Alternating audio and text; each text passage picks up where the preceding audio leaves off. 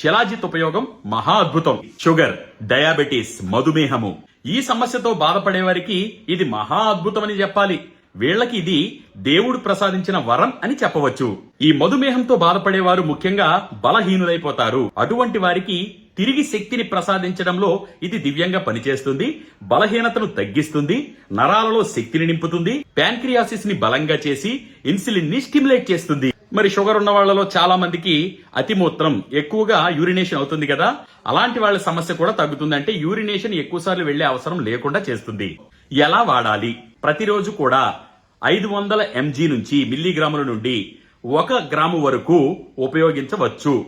ఏ విధంగా ఉపయోగించాలి చూడండి, ఇక్కడ మీకు క్లియర్ గా చూపిస్తూ ఉన్నాను. 1 గ్లాసు గోరువెచ్చని నాణ్యమైన నాటు ఆవు పాలు.